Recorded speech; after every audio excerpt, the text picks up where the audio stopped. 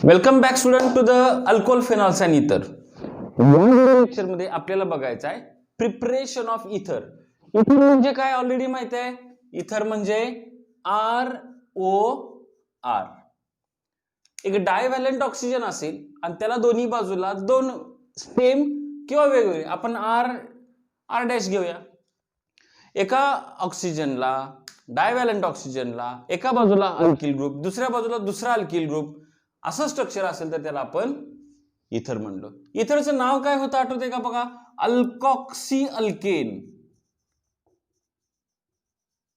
याला काय म्हणतो आपण अल्कॉक्सी अल्केन. हे इथरचं प्रिपरेशन बघायचं आहे. प्रिपरेशन बघताना पहिली मेथड आहे that is from alcohols by dehydration. आपल्याला अल्कोहोलचं डिहायड्रेशन करून काय तयार करायचं आहे तर इथर तयार करायचं आहे. एक एक one by one step meaning बघत जाऊया. चलो, what is meaning of D.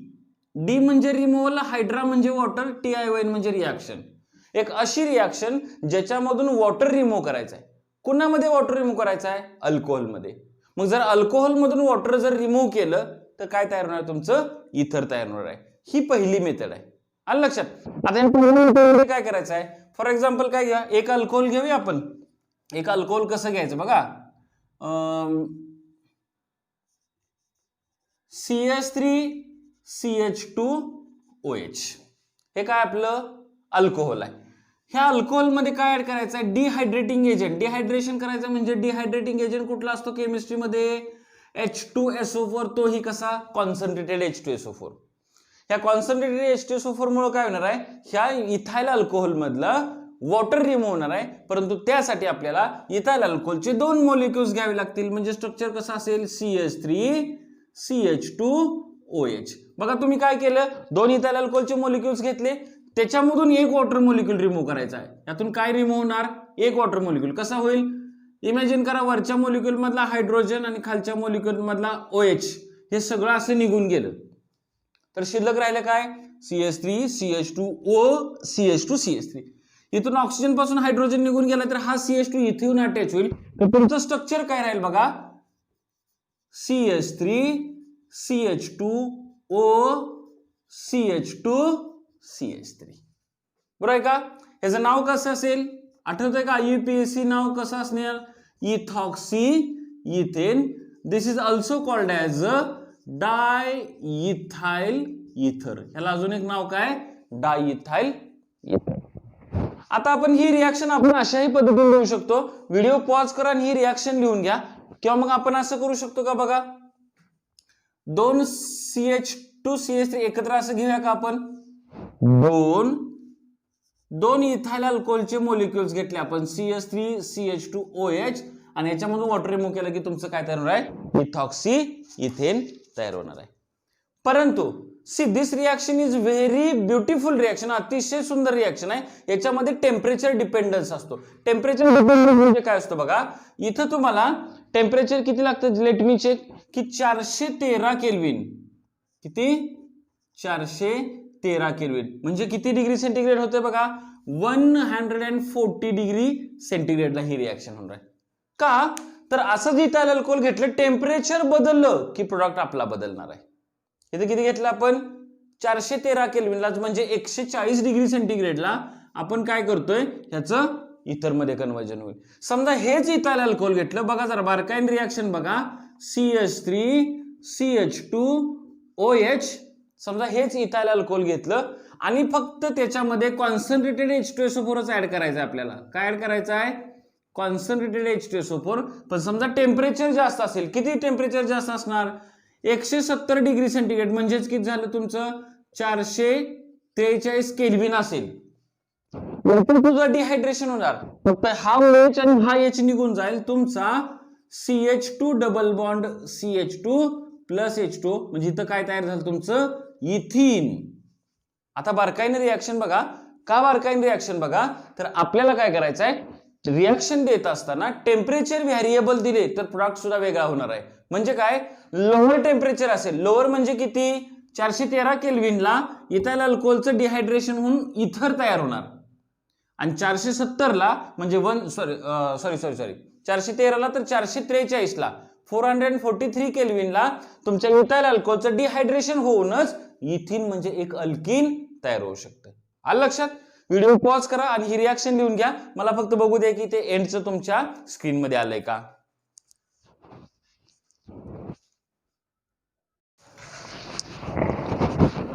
चलो आलेला आहे. आता समजा आपण टेम्परेचर अजून 140 पेक्षाही कमी केलं तर प्रोडक्ट वेगळा कसं होईल बघा तुमचा. CH3CH2OH again this is ethyl alcohol.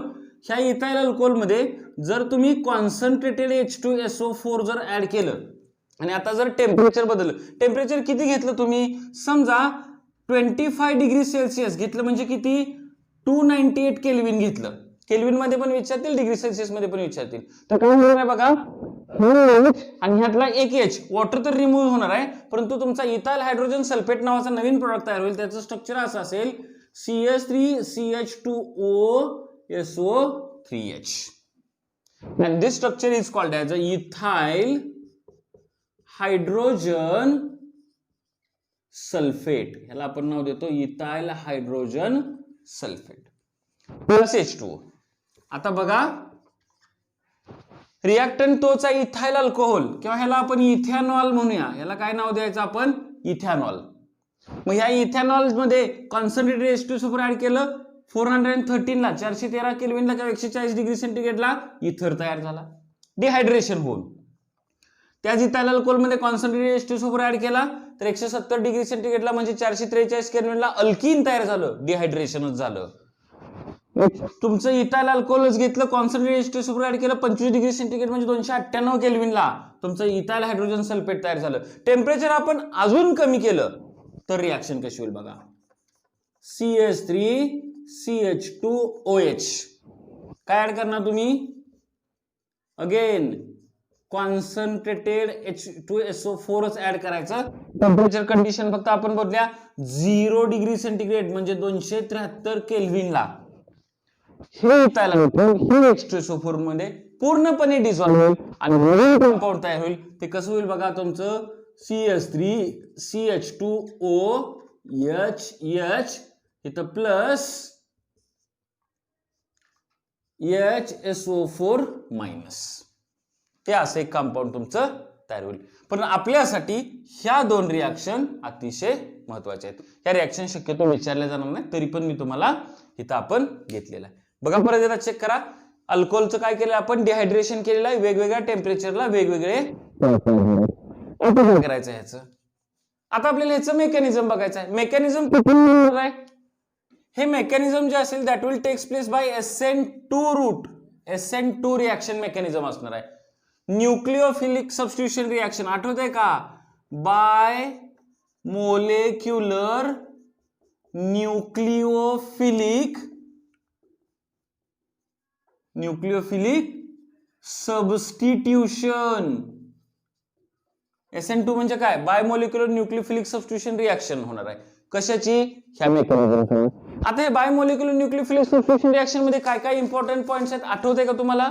आपण अल्केन मध्ये हे डिटेल मध्ये घेतलेलं होतं. कसं होतं बघा, आठवतंय का. चलो याचा पहिला पॉइंट काय आपण इकडे लिहून ठेवूया, मग आपण पलीकडे काय करूया याचं मेकॅनिझम डिस्कस करू. पहिला पॉइंट असा होता काय, तर SN2 म्हणजे काय, बायमोलेक्युलर न्यूक्लिओफिलिक सबस्टिट्यूशन होतं. आलं लक्षात. म्हणजे हे न्यूक्लिओफिलिक सबस्टिट्यूशन रिॲक्शन आहे. कुठली आहे, न्यूक्लिओफिलिक सबस्टिट्यूशन रिॲक्शन. आता न्यूक्लिओफिलिक सबस्टिट्यूशन रिॲक्शन आहे बायमोलेक्युलर म्हणजे ह्याच्या RDS रेट डिटरमाइनिंग स्टेप मध्ये किती होतात. रेट डिटरमाइनिंग स्टेप म्हणजे कुठली, मेकॅनिझम मधली स्लो स्टेप की ज्याच्यामध्ये किती मोलेक्युल्स असणार आहेत. बायमोलेक्युलर म्हणजे किती, टू मोलिक्युल्स आर प्रेझेंट. तुमच्या रेट डिटरमाइनिंग स्टेप मध्ये 2 मोलिक्युल प्रेझेंट असतील. तिसरा पॉइंट काय आठवतंय का, there will be no formation of carbocation. इथं कार्बोकॅटायन तयार होणार नाही. कार्बोकॅटायन कुठं तयार होत होतं, SN1 मेकॅनिझम मध्ये होतं. आता हे SN2 आहे, याचा अर्थ न्यूक्लिओफाइल अटॅक कुणीकडून होतो, न्यूक्लिओफाइल अटॅक्स फ्रॉम बॅक साइड. ज्या बाजूला OH आहे त्याच्या पाठीमागच्या बाजूने काय होणार आहे, न्यूक्लियोफिलिक होणार आहे. आणि लास्ट पॉइंट काय होता आठवतंय का, स्टेरिक हिंड्रन्स जेवढा जास्त तेवढी ही रिएक्शन न्यूक्लियोफिलिक सबस्टिट्यूशन रिएक्शन कमी होते. म्हणजे 1 डिग्री अल्कोहोल असेल तर रिएक्शन जास्त होणार, 2 डिग्री पेक्षा 3 डिग्री असेल तर अतिशय कमी रिएक्शन होणार आहे. हे पॉइंट्स मी रिवाइज केलेले आहेत, हे मी आता तुम्हाला शिकवत नाही, हे ऑलरेडी तुम्हाला येतंय. ह्याच्यानुसार आपण काय करूया, ह्याचं डिस्कशन करूया. व्हिडिओ पॉज करा आणि हे लिहून घ्या. चला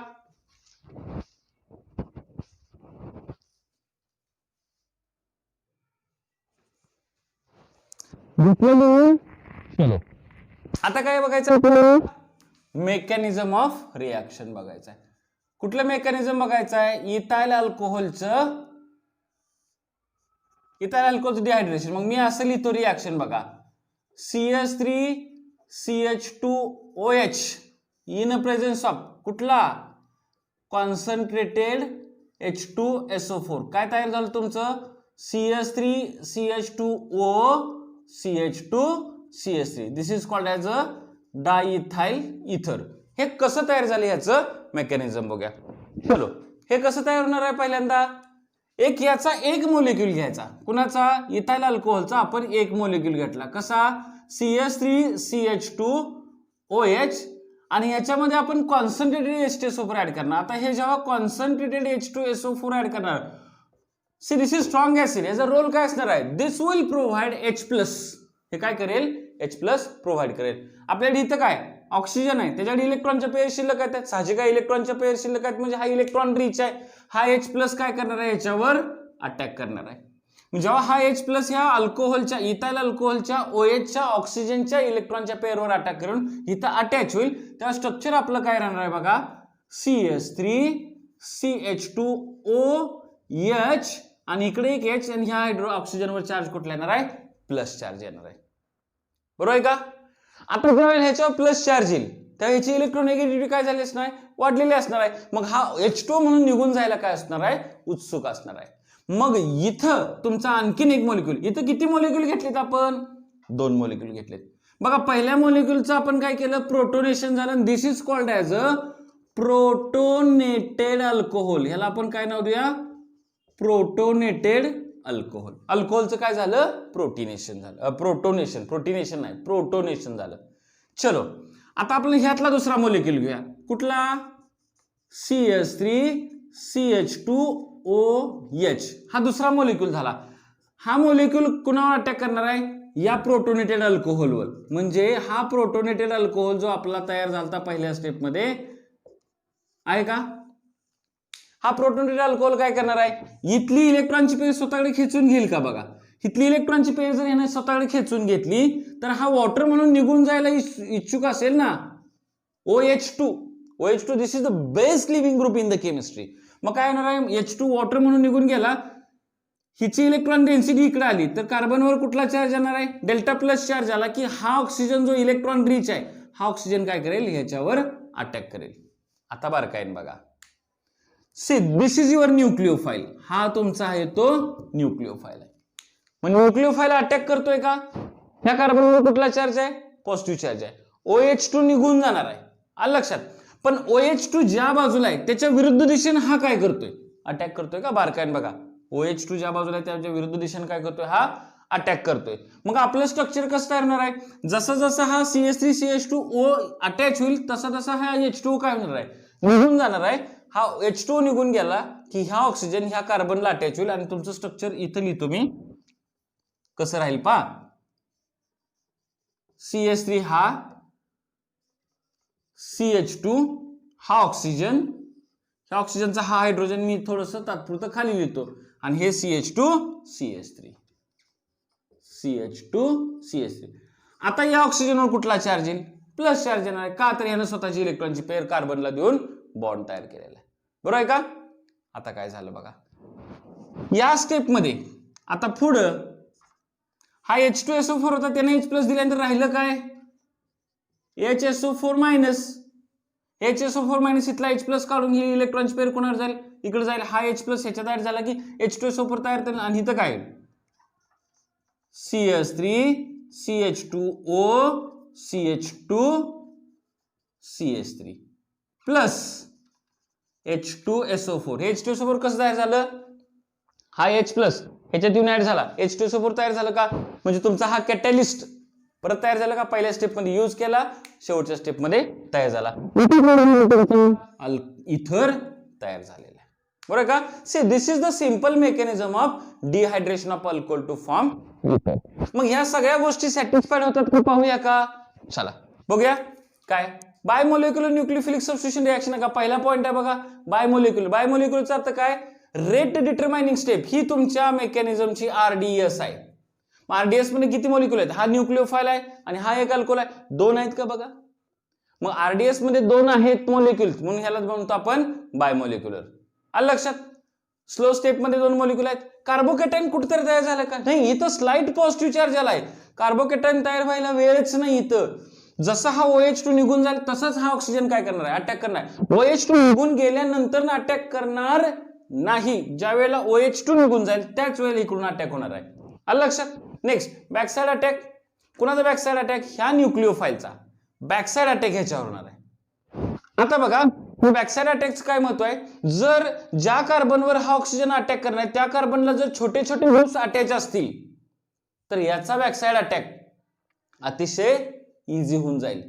पण जर इथं समजा मोठे बल्की ग्रुप्स असतील तर बॅकसाइड अटॅक पॉसिबल होणार नाही. म्हणून मग प्रायमरी अल्कोहोल असेल तर त्याच्यावर बॅकसाइड अटॅक सोपा असतो. सेकंडरीवर अवघड, टर्शियरीवर तर अजून अवघड असतं. फॉर एक्झाम्पल समजा इथं क्राउडिंग असतं, इथं जर क्राउडिंग असं असतं,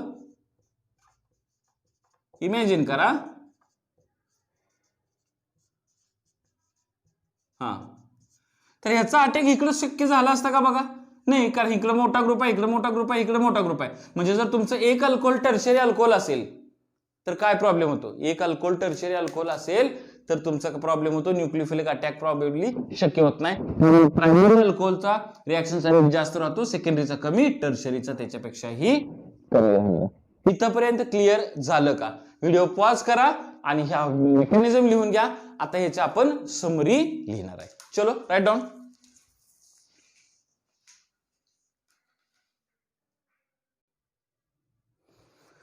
चला तर आपल्या मेथडचं नाव काय? आपण काय करणार आहे? Preparation of. बघा आपण काय करणार आहे? Preparation of. कुणाच प्रिपरेशन करायचं आहे? इथर फ्रॉम काय बोला? Dehydration of alcohol. तर थोडंसं रिवाइज करूया आपण. एक अल्कोहोल कोणतं घेतलं होतं आपण? CH3 CH2OH. कोणतं अल्कोहोल होतं हे? दिस इज युअर इथाइल अल्कोहोल. आता या इथाइल अल्कोहोल मध्ये आपण एक रिएजंट ऍड केला होता. कोणता रिएजंट ऍड केला? रिएजंट म्हणू शकत नाही पण कॅटॅलिस्ट. डिहायड्रेटिंग एजंट ऍड करता कुठला? Concentrated H2SO4. मी काय करतोय? कॉन्सन्ट्रेटेड H2SO4 साठी इंक वापरायला नको, चालेल? चलो ही रिएक्शन कशी होती? टेम्परेचर डिपेंडंट होती. वेगवेगळ्या टेम्परेचरला वेगवेगळे प्रोडक्ट्स तयार होत होते का? आठवतंय का? सगळ्यात जास्त टेम्परेचर किती होतं? सगळ्यात जास्त टेम्परेचर होतं 170 डिग्री सेंटीग्रेडला काय कंपाऊंड तयार होत होतं? CH2 double bond CH2. Next काय होतं? 140 डिग्री सेंटीग्रेडला काय तयार होत होतं? इथर CH3 CH2O CH2 CH3. Next अजून टेम्परेचर कमी केलं होतं आपण किती? 298 केल्विन म्हणजे 25 डिग्री सेल्सिअसला काय तयार होत होतं? Ethyl hydrogen sulphate. आठवते का? आणि जर 0 डिग्री सेंटीग्रेडला एक नवीन प्रोडक्ट तयार होत होता ज्याच्यामध्ये अल्कोहोल काय होत होतं? डिझॉल्व्ह होत होतं. बरोबर आहे ना?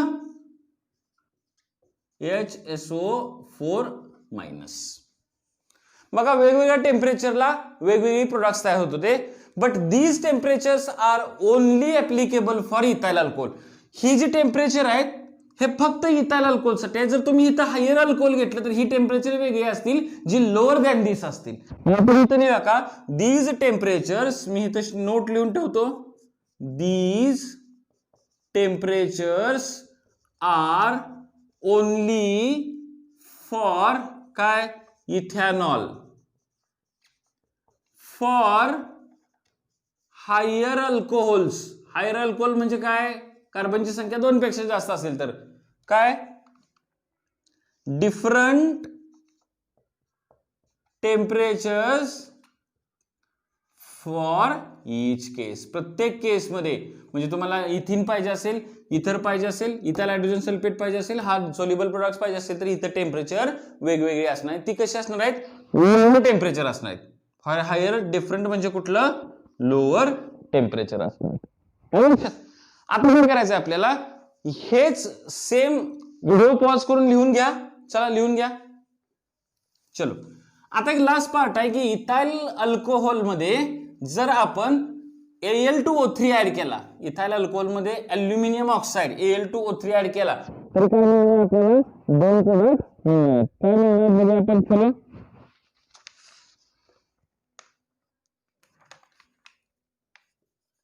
CH3CH2OH याच्यामध्ये काय ऍड करा माहिती आहे का Al2O3 फक्त इथे टेम्परेचर किती पाहिजे माझ्या माहितीनुसार 250 डिग्री सेंटीग्रेड आणि इथं 350 डिग्री सेंटीग्रेड.